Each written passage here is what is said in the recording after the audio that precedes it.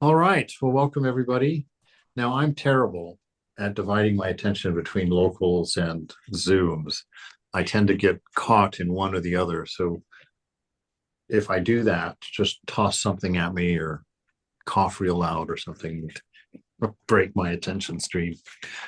So I'm in Atlanta this weekend, just meeting a bunch of new Vedantic friends down here and chit-chatting a few things and going out and exploring together.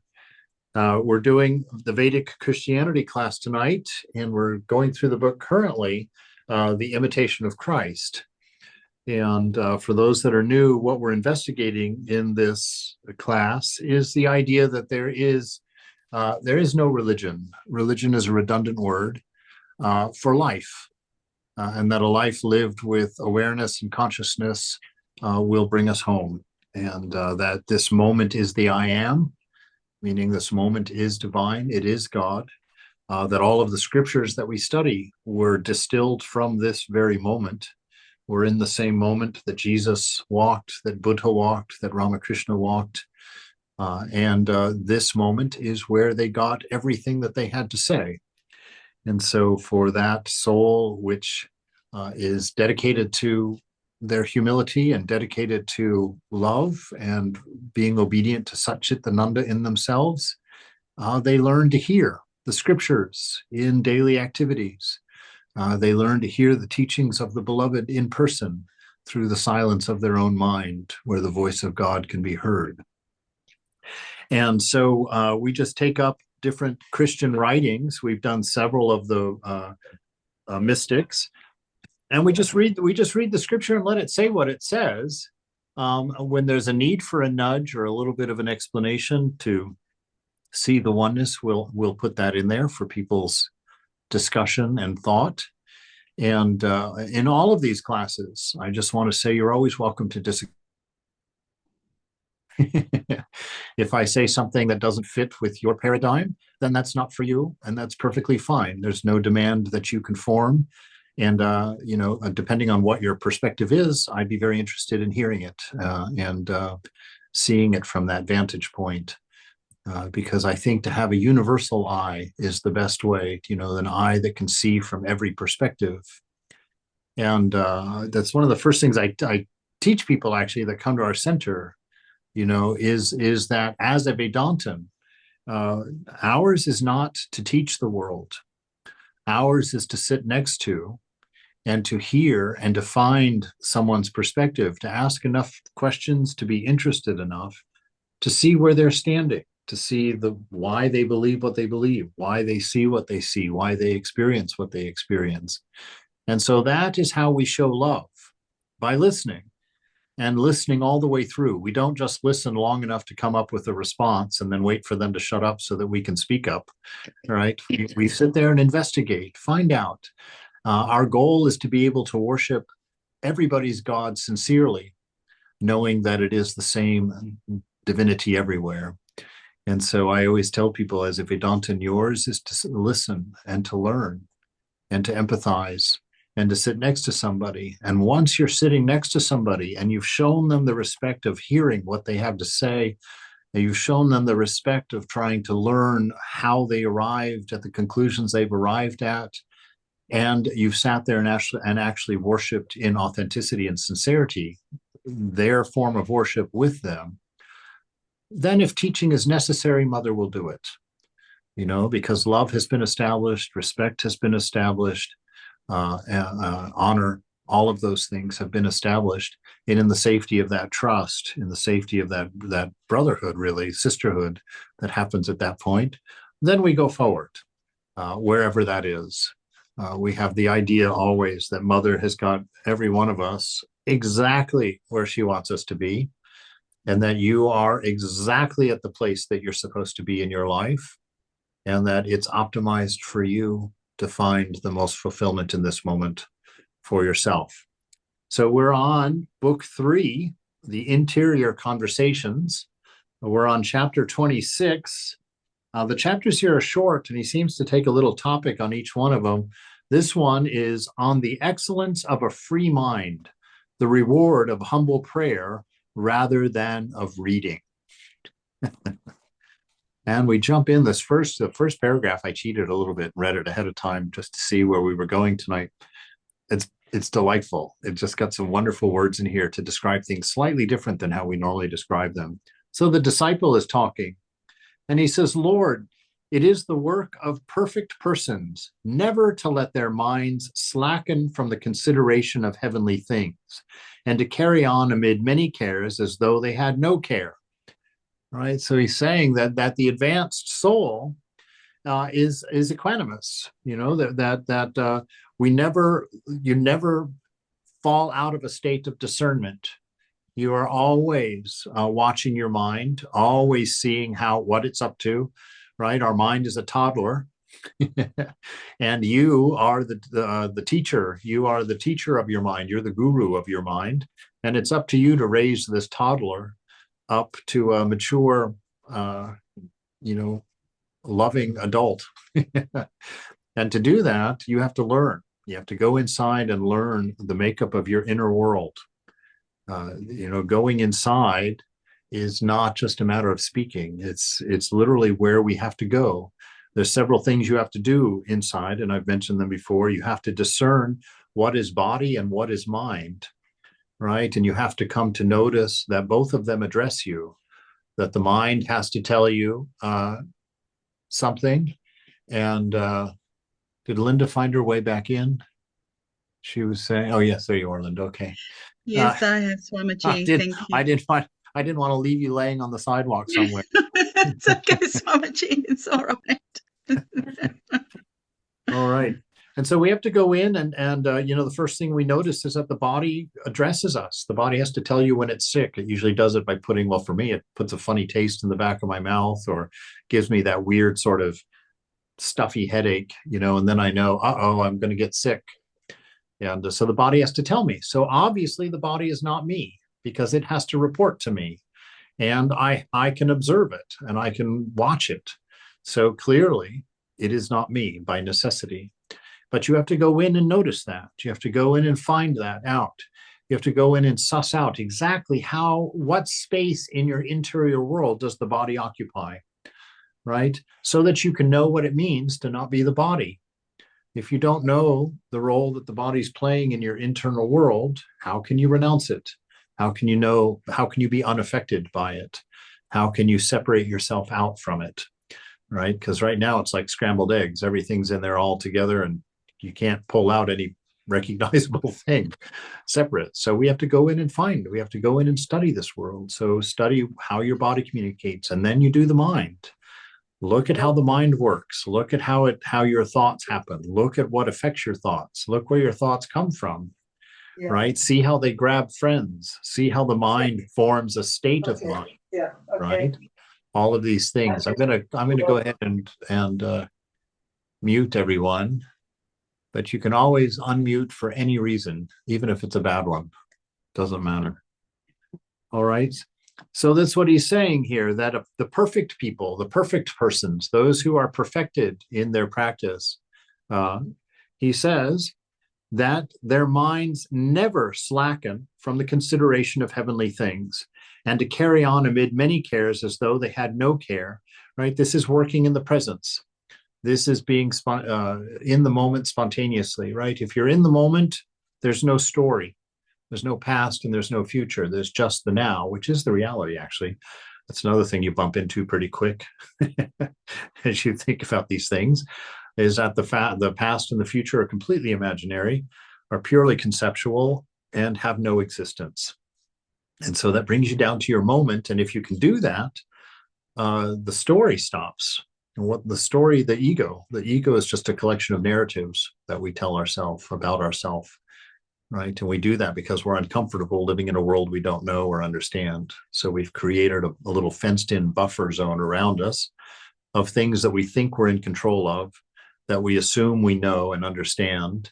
And we carry this bubble of egoism around us through this unknown experience of being. And we get stuck. We get trapped. And so to perfect ourselves, we stay in a state of awareness. An awareness of several things. One, that God is everywhere present and always perfect. And that is what sets our compass. to allow us to learn from the moment.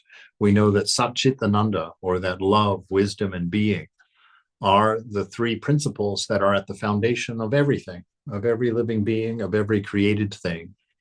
And by knowing that about every circumstance that we're in, that helps us to properly interpret that situation and to learn the lesson properly, so that we're not being instructed by ego, right? We don't let our ego tell us what the meanings of things are. We always orient ourselves first that the fundamental principle of God is love, wisdom, and being, and that love is unconditioned, right? That love is infinite, and we experience it through grace, and that we apply that. Gosh, I'm just going to go into another lecture. Let me just get back to this scripture here. I get lost in these things. I love them. They're just crazy. All right. And to carry on amid many cares as though they had no care, not like an idle person. So not through tamas, not through disconnection and inertia, but by the special prerogative of a free mind, which clings to no creature by inordinate affection. He's talking about that equanimity. It's why the monks of the order all have to renounce their families first thing when they join the order, right? Because we're not encouraged, we're allowed to do anything, but we're not encouraged to love any particular person or being more than any other person or being. So we push everyone back to the distance of friend, even our families, right? And then little by little through our practice, we bring everybody forward one step at a time until everybody is as close as our mother. Everybody is as close as our brother or our father. And we learn to live with humanity in the way that we were potentially designed to live, from a place of what? From a place of love, wisdom, and being, right? So our disciple goes on and says, "Oh, most merciful God, I implore you to keep me from the cares of this world, so that I do not become over-involved with them." See, standard Vedanta text right there. Oh God, keep me from the cares of this world. Don't let me get caught in these things. Don't let me don't let me have the objects of the world produce a narrative for me. How do they produce a narrative? By lying, right? Things of the world promise you something. The objects out there in the world, they promise you something: pleasure, fulfillment, happiness, popularity, contentment, happiness, whatever they're promising. And they deliver, but only for a few seconds, only for a short amount of time. Because after discerning, what we come to find out is that the only thing the world has to offer is hunger. That for me, the place I learned this lesson the most is from eggnog. Well, I love eggnog. Eggnog has taught me that the human tongue is at least 3 feet too short. Right? Because all I get is that taste of eggnog for like 1.5 inches on my tongue, and it's over. And that taste is one I don't want to ever go away. I want it to always be there. So I want like a 4-foot tongue, right? That I can run 4 feet of eggnog over and enjoy it. But the problem with that, right, is that even at 4.5 feet, it's still going to come to an end, right? Nachiketa says a very important thing in the Katha Upanishad. He says, a long life is short indeed on the last day, right? So that is to say that this world cannot give you anything, right? We didn't come here to take. We know that because we come in naked and we go out in ashes. There's no way to carry anything with you. So one of the quick discernments that you learn is that if you're here to take, you will not have a fulfilling life. You will not be a happy person because there's nothing to get here. And then I always follow that up with the knowledge that the only thing you actually can get here is a bucket of potting soil. All right? That's all you can get here. You can marry the most beautiful woman, come back in 100 years, bucket of potting soil. Buy the nicest car you can find, come back in 150 years or however long it takes, potting soil. Biggest house you can buy, many buckets of potting soil. All right? So the only thing that's to be had in this world is potting soil. And if that's what you're after, you're in the right place. If that's not what you're after, then you're in a better place because you're in the Vedanta Center right now. All right. So don't let me, God, get involved in the cares of this world. Don't let me believe the reality of anything here, right? Because that's another spooky thing about this place that we all know, is that everything is constantly changing, right? The food that I ate for breakfast this morning, was a little bit of scrambled eggs and orange juice. And now what is it? It's giving a Vedanta class, so a glass of orange juice is teaching you Vedanta right now. This body is composed of food, right? And so all of this manifestation never stays still long enough for it actually to fulfill you as it is. It's not going to stay what it is long enough for you to get to know it. By the time you get to know it, it's going to become a different person. It's going to already have changed. So he's begging God, don't let me think that the things of the world are what they say or appear as. Don't let me think that there's anything here to have but potting soil. Don't let me think that these desires can possibly be fulfilled, because the only thing available from them is hunger. As soon as I finish that one sip of eggnog, you can know I'm going to be back for the second one, and then the third one, and then the fourth one.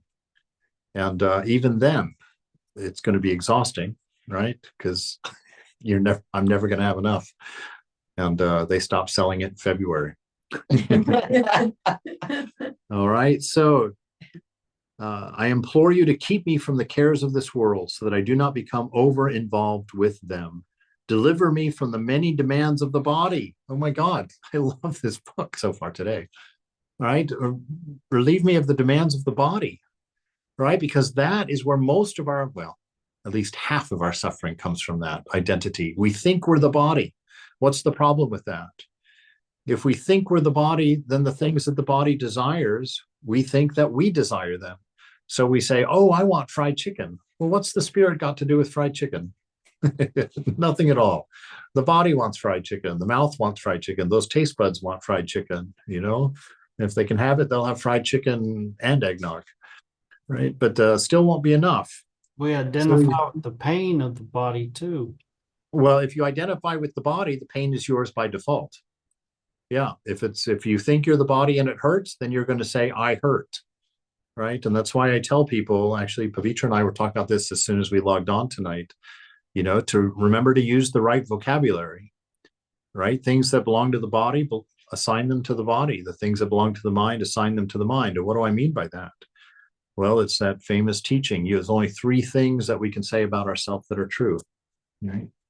Anybody know what they are? There's only 3 things you can say about yourself. You're going to Satchitananda. There it is. I'm loving, I exist, and I'm wise, or I'm intelligent. Those are the only 3 things you can say. Everything else belongs to body or mind, right? You don't say I'm hungry. You're never hungry. The soul has no hunger. You say the body's hungry. I'm depressed. The soul is never depressed. It's ananda, right? So it's always blissed. So you say the mind is depressed, right? You don't own the faults of the body mind or the limitations of the body mind. You keep them assigned to the body mind, and you know that you're free inside there, right? I was diagnosed, and I just tell people this because it works, and I want people to know it works. Because in 2000, I think it was 8, I was diagnosed with severe depression in the monastery. Not a good look for a monk. Not a good luck to be a depressed monk. And so they put me on antidepressants, and I took them for a year. But after a year, I was thinking, how can I go around teaching Vedanta when I need drugs to be happy? Right? But Thakur took medicines from his doctors. And so I took my medicines.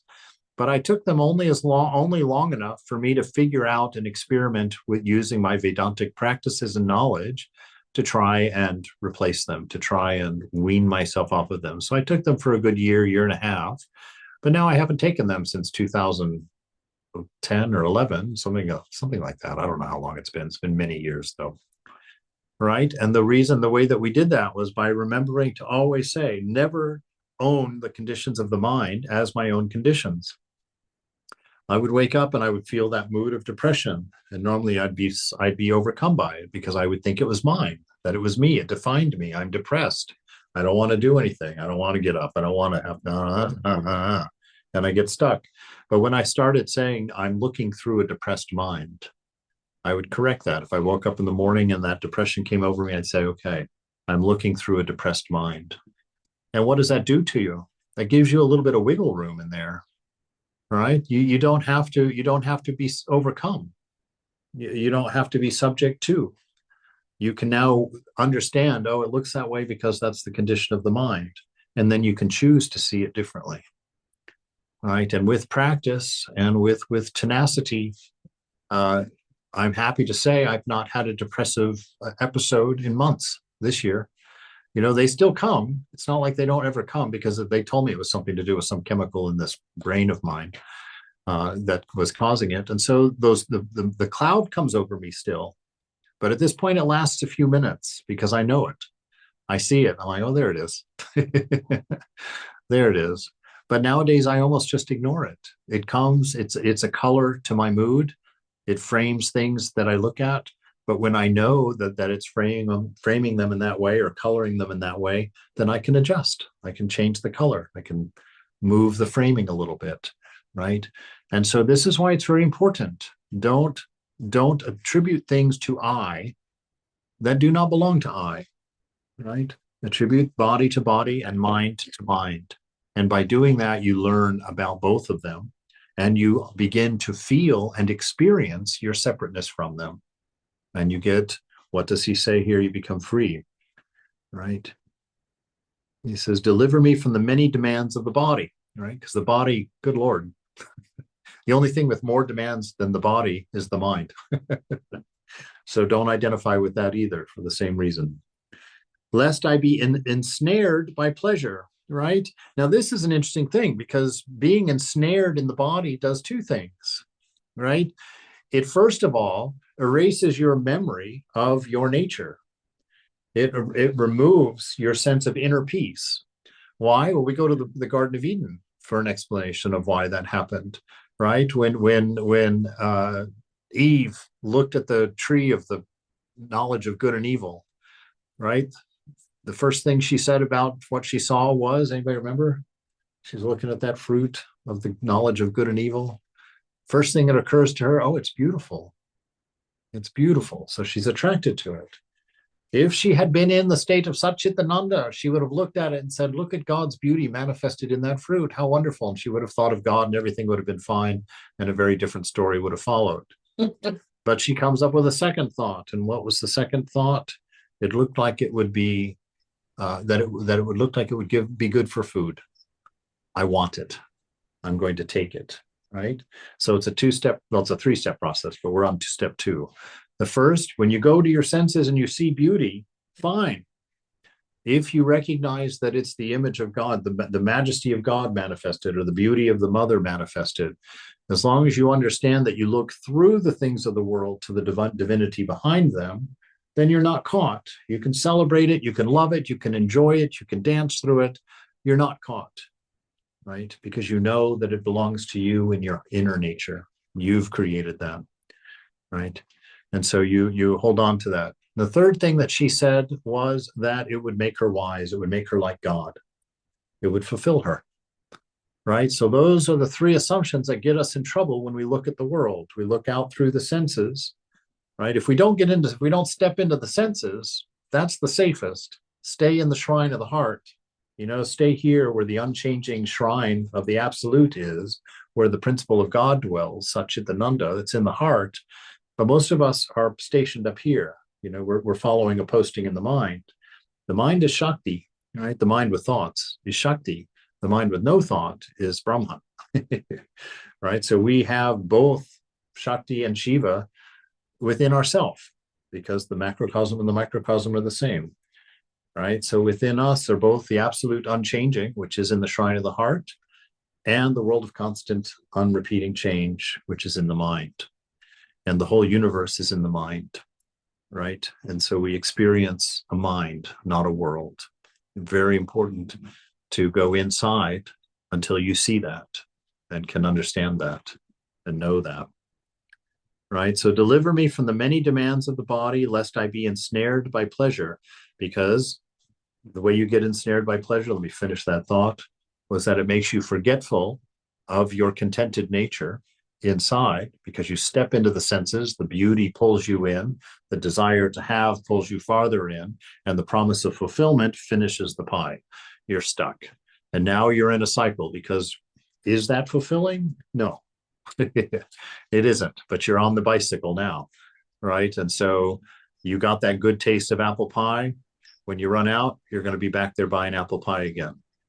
And You crave your slave. that's I crave you slave. That's right, Bhagwan. That's exactly right. You crave, you slave? You crave you slave. That's good. Yeah. Pay attention to the senses and you will serve them. So don't let me be ensnared by pleasure. Preserve me also from all hindrance of the soul, that I may not be disheartened by my troubles and become downcast, right? So that I may not, don't let me become identified with the problems and demands of body mind, so that I start measuring myself by the conditions of body mind. And then I start taking on as myself the shortcomings of body mind, right? You think, oh, I can't meditate. What do you mean? The I has been meditating within you for thousands of years, millions of years, maybe. I don't even know, but it's been there forever. The witness in you has been the one body after another, has been watching this show for a very, very long time.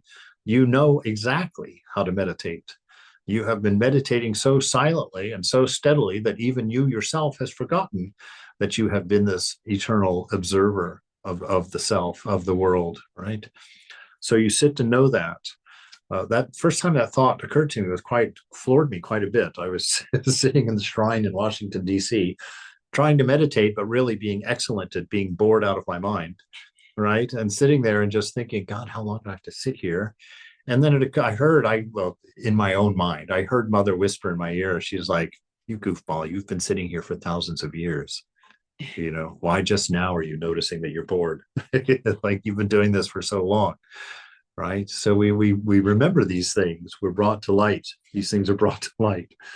So preserve me from all hindrance of the soul, right? So don't let me get into that thinking that I'm body mind and taking on those faults and those ideas of myself, so that I'm not disheartened, because the body mind is temporary.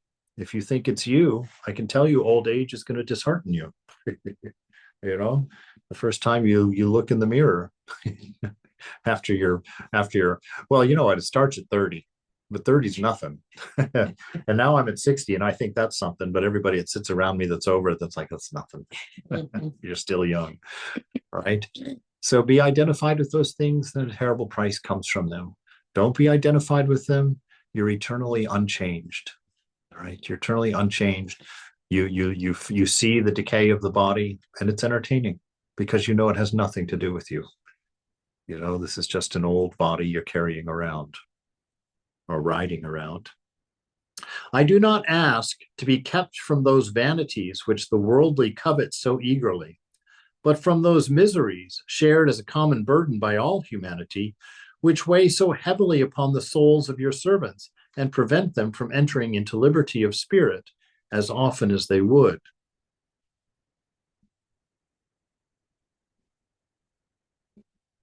I don't understand what he's saying here. I do not ask to be kept from those vanities which the worldly covet so eagerly. I don't know why he wouldn't ask for that. Okay, I'm not asking about that. But from those miseries, so he doesn't want the miseries. Well, the miseries come with the vanities. If you grab the vanities, you get the misery. So he's not quite understanding what he's asking for here. He's separating the miseries from the vanities, from the pleasures, right? But they are they're the same thing, right? Because it's the ending of the vanities or the diminishing of the vanities that causes the misery, that causes the suffering, right? Every desire that you enjoy is the cause of your misery. How so? Well, because that you don't have a 5-foot tongue, and you do only have one glass of eggnog, and it is only being sold between November and February. And so you're stuck, right? You're stuck. And if you take the pleasure of that eggnog, I'm going to work this eggnog here tonight. You take that taste of that eggnog, that's pure joy. It's pure happiness until there's no more eggnog. And then you suffer. because now you're in a state of desire. You're in a state of want. And oh my God, it's February. And now you're stuck. Really good. Right? So well, he's not asking about the vanities, but he is saying he doesn't want the vanities. He doesn't want the suffering, right? Because I want a free spirit. I don't want to be prevented from entering into the liberty of spirit, freedom, right? The watchword of Vedanta is freedom. Swami Prabhupada, said that exact word to me one time. I asked him about drugs. I asked him, I said, at that time, Houston Smith had put out a new book on drugs and the spiritual experience. And so I was asking Prabhupada, I said, because in my past life, I had explored some of those things and I had learned some things. I had some what I thought were spiritual experiences from those. And so I asked him, I said, is that true? Is there any value in it? I expected him to say no.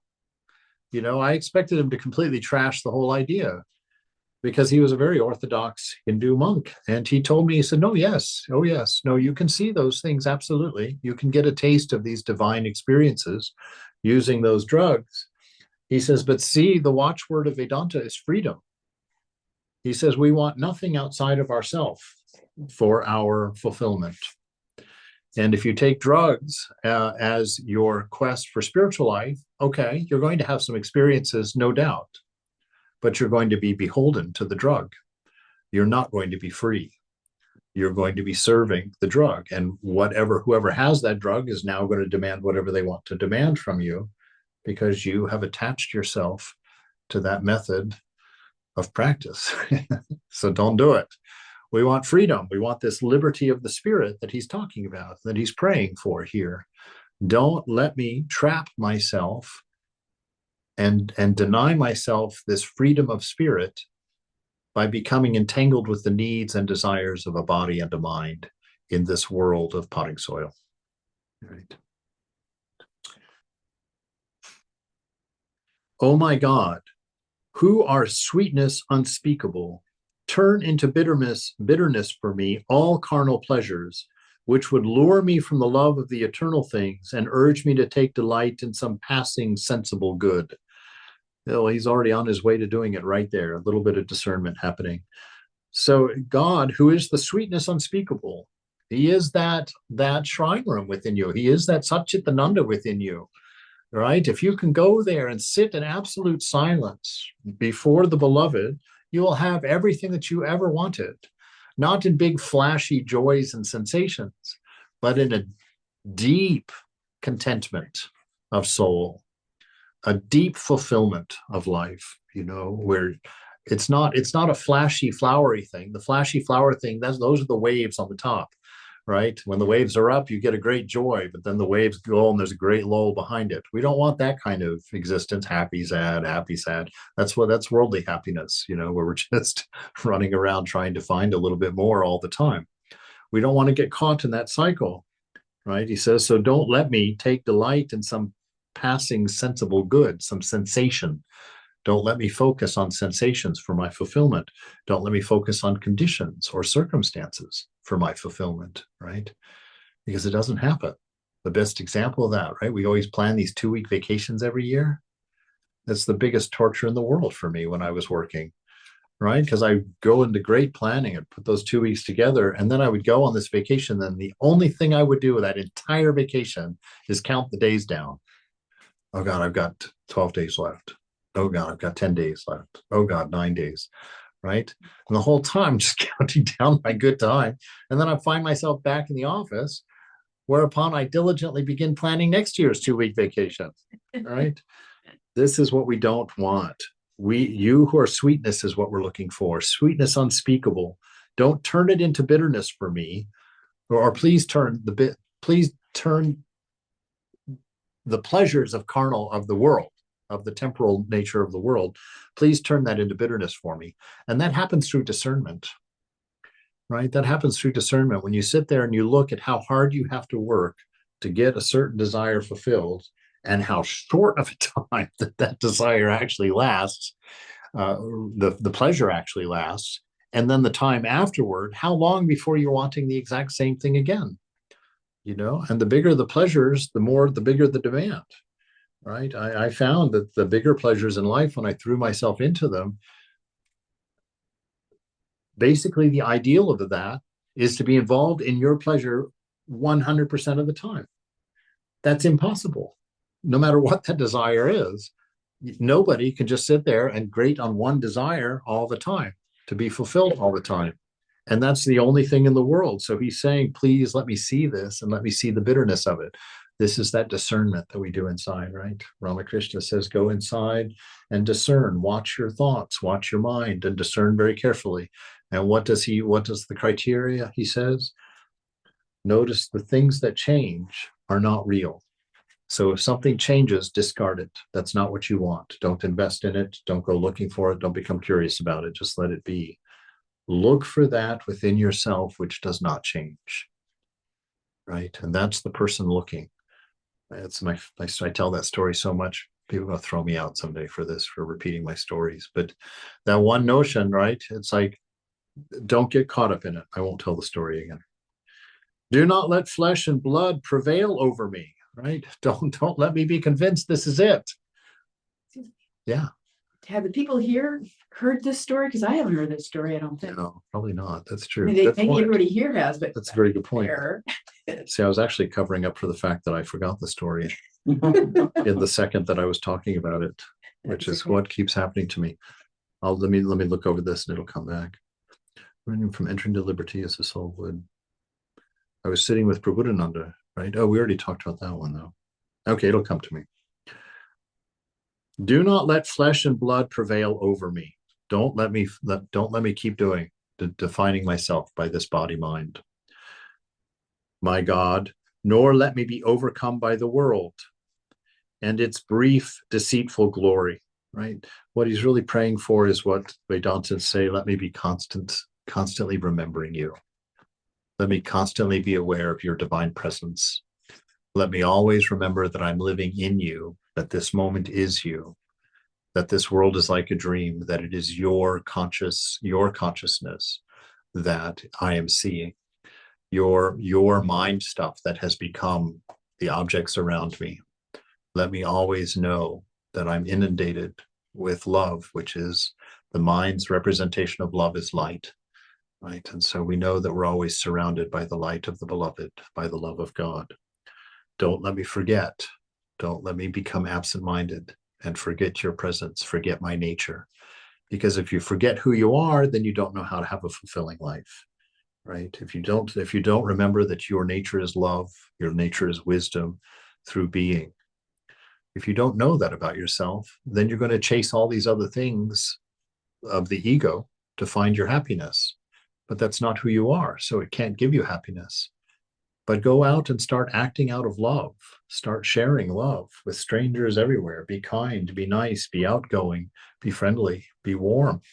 The world will change for you. Your experience of being will change. And you'll wake up one morning and think, doggone it, I'm pretty fulfilled.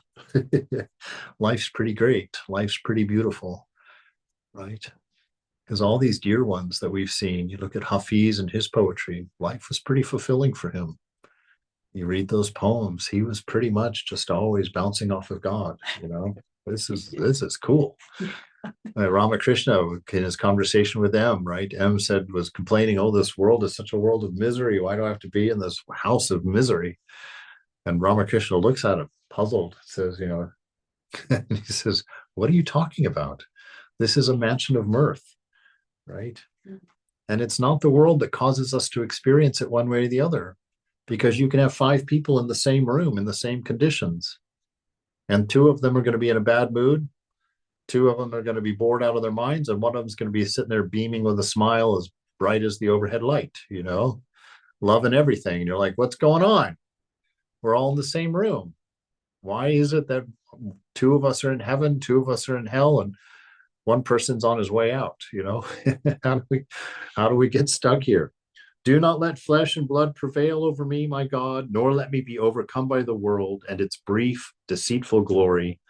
Let not the devil, which for Vedantin, the devil is the ego, right? The ego is the thing that's always trying to trap us and always trying to keep us under its command, right? The ego loves to call spiritual life difficult. because then it can promise to be the knight on the white horse who's going to rush in to save you, right? But we want to sit without ego in the moment, in the presence of the beloved, remembering one thing that we all forget when we start doing our spiritual practice. We forget it all the time anyway, but it's one of the things that Ramakrishna harps on the most in the gospel. You know what it is? Anybody? You're not the doer. You're not the doer. So when you sit down to meditate, first thing you have to tell stupid upstairs here is, I'm not the doer, right? So your responsibility isn't to do a great meditation, because you're not the doer, dummy. What do? Yours is to simply be available to the divine. Yours is to sit there in as silent as you could, in the deepest of appreciation of the presence of God, and to enjoy that presence like nobody else's business. Just sit there loving on the Lord, as it were, in a weird way. Like, I always draw the illusion of a suntan, right? So your practice is like getting a suntan. When you're out there getting a suntan, looking at all my Indian brothers and sisters, and they're like, suntan, what are you talking about? Right? these pale faces are all like, oh yeah, but that's unhealthy nowadays. We don't do that anymore. But in high school, I'd lay out on that chaise lounge in that backyard with this skin, if you can believe it. And I wouldn't get a tan till the fall was here. Right? And nobody recognized it. They couldn't see it. So that's what we do. When you meditate, yours is not to do. So stop taking responsibility for the failures of your meditations. That's what causes you to identify yourself with being a failed meditator. Oh, I can't meditate. Oh, I hate meditation. I can't do that. I get bored. I don't like it. And all that stuff starts happening. No, you've got the wrong attitude. You've thought yourself to be the doer. You're a character in a dream. You're not the driver, right? You are the expression of the driver, right? So you sit in the presence of God and you enjoy it, and you don't let anything else come in the way. You keep that thought of the beloved as pure as possible by surrendering, right? By letting go of stories that are going to be popping up, letting go of the ego that's going to constantly try and direct you how to do it better, how to do it right. You sit there, right? So we don't let the devil, the mind, the ego, with all of his cunning, ensnare me, right? Don't let him give your spiritual practice a purpose. Spiritual practice has no purpose, right? We probably have to talk about that some. There's no purpose to it. There's no purpose, right? Because Vivekananda says that enlightenment is the one effect that has no cause. So you can't do anything to realize God. It comes purely as an act of grace from the universe to you. Purely as an act of grace from an unconditioned love. Yours is to believe that. Yours is to get yourself in a condition where you can actually imagine an unconditioned love. And then to get yourself in a position where you are actually willing to depend on an unconditioned love. And then to finally reach a state of humility, because an infinite grace requires an infinite humility to accept it. You can't accept grace until you know that you can't do it yourself, right? So that's what your practice is. It's your surrendering of every effort, your surrendering of any notion that there's an I here that can take care of itself, to place itself in the light of an unconditioned love that requires nothing of you but your presence and your heart to respond to that love, right? Because that's what we are. We are the sounding fork of God. God is the noun, right? God is the noun of love. He's unchanging. He's the absolute. She's the absolute. It's the absolute, unchanging. Right? So God is not loving, right? This is another one of my favorite talks. God is not loving. God is love itself, right? God is not intelligent. God is intelligence itself. And God does not exist. God is existence itself. We are the verb of God. We are loving. We are the manifestation of Satchitananda. So we're loving, we're intelligent, we exist. And God is not the verb, because I've heard that before. God. But Yeah. so God is the noun, that's what you're saying? God is the noun. When he becomes the personal God, that we see this in John, in the first chapter of John. In the beginning was the Word, and the Word was with God, and the Word was God. Mm. Right? So yes, we are God in truth. We are Word. Jesus isn't the only Word. It says in that at first it says, and he became man, or became flesh and dwelt among us. Right? So Jesus was Word, but then you read further down, and it says Word became everything else as well. So Word is the vibration. Word is Shakti. Word is the Divine Mother. Right? So it's equivalent to Om? Yes, absolutely. See, the Hindus took it one step further. They said they didn't stop at the word. They actually gave you the word Om. Oh, Right? That Om is that first vibratory word. That it incorporates all sound. If you guys heard that, that's why it's the name of God, because it's every sound that can be made.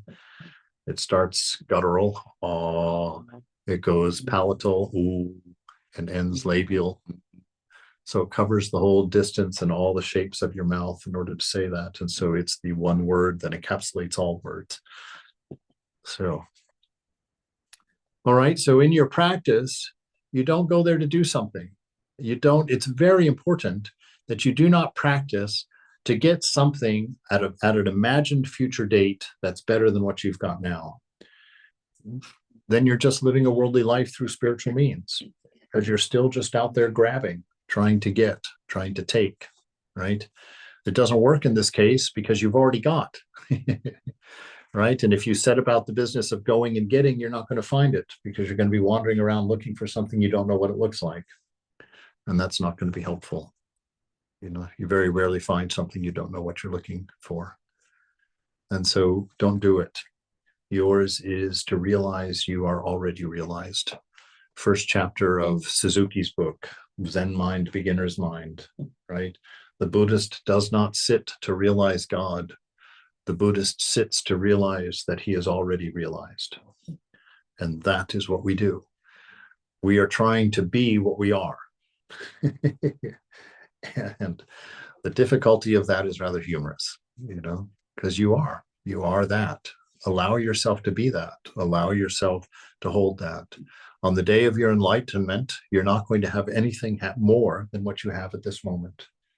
Right? All the tools of enlightenment, everything that you need is here, because all you have to be is you. But you have to know what that is. You have to silence the stories, the narratives of your mind telling you what you are. This is why reaching that silent space in meditation is so important, because it's only when nothing is telling you what you are that you can know what you are. And why is that? Because what you are cannot fit in the mind, right? Right. There's three triads that it violates. The people online are all yawning. They're like, oh God, here he goes again. The three triads, but it's important. What are the three triads that mind imposes on everything? Right? There's three of them. Time, space, causation. That's a triad, and it belongs to mind. It does not belong to the reality. It belongs to the tool that you're using to look at reality, which is why we are so lost and so confused. So time, space, causation belongs to mind. If you don't believe that, do some practice. You can go in and you can experience eternity, rather maybe 20 years. None of those time things work anyway. But so those, where were we going with that? Three triads: time, space, causation, subject, object, verb. Right? You cannot be broken into subject, object, verb, but language requires subject, object, verb. So that's why God cannot be talked about. He's not going to fit into that triad. He's not going to fit into time, space, causation. Right? And the third one is past, present, future. Right? There is only present. There is no past or future. And the mind uses all three of those triads to produce the narrative of egoism. Right, to produce that bubble of comfort, the bubble of lies or bubble of misunderstanding that you carry around yourself to keep comfortable in a very vast universe that we can't seem to figure out anything about.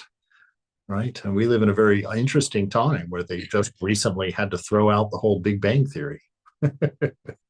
because they saw in the cosmology with this new Webb telescope, they looked at the farthest points that they can see in the universe, and they found fully formed galaxies there that did not have time, according to their calculations and their time frame, to form.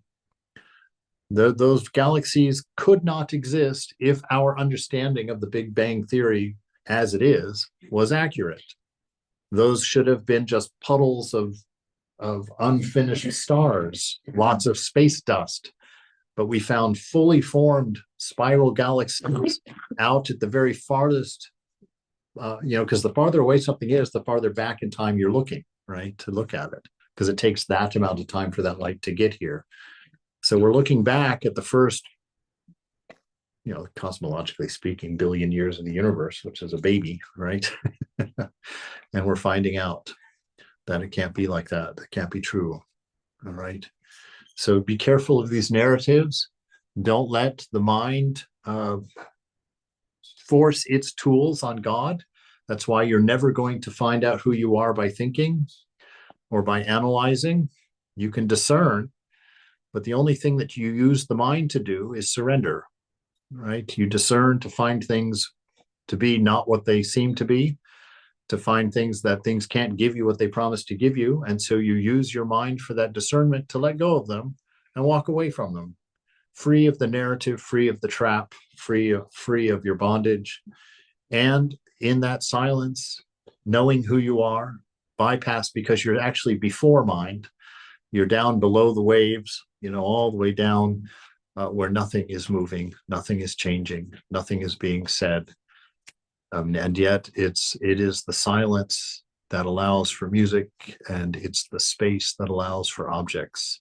So it's a pregnant infinity of potential. It's not just an empty room inside. It's an amazing sound of silence, as it were.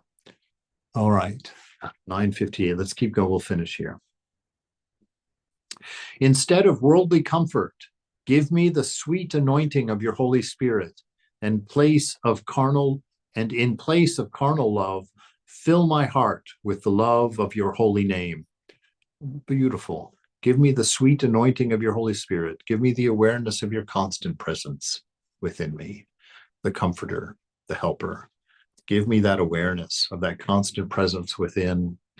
And don't let my mind go out going through the senses into carnal love. Help me to find that love that's being mimicked in the external world. Help me find that in my heart by your holy name, right? By the mantra. By the mantra.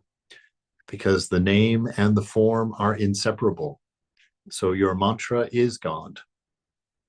It's not a pointer to God. As soon as that mantra is uttered, God is present, because the name and form cannot be separated.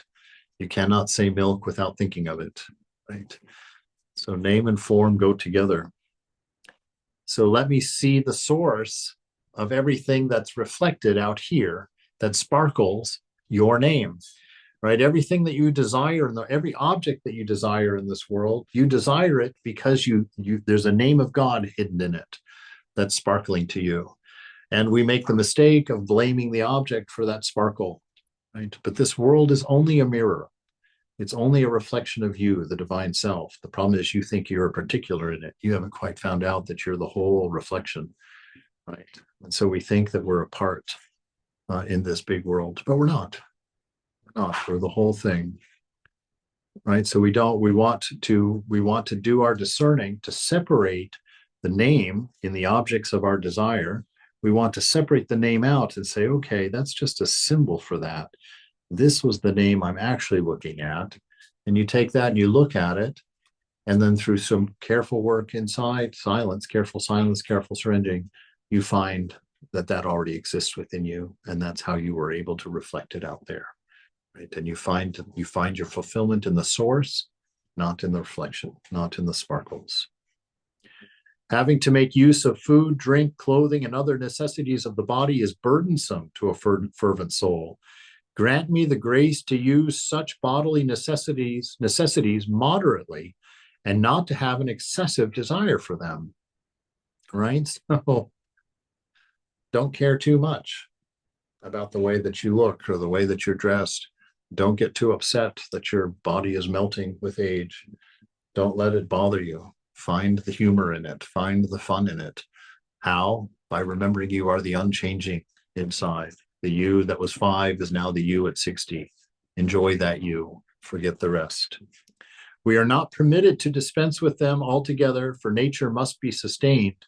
But your holy law forbids unnecessary luxuries to be sought for our mere pleasure. Otherwise, the flesh would rebel against the spirit. I beseech you, O Lord, that your hand govern and direct me in all of these matters, so that I may avoid these excesses. All right. May we discern continuously and find freedom through renunciation and fulfillment through being. That's the summary. I'm going to turn off the recorder now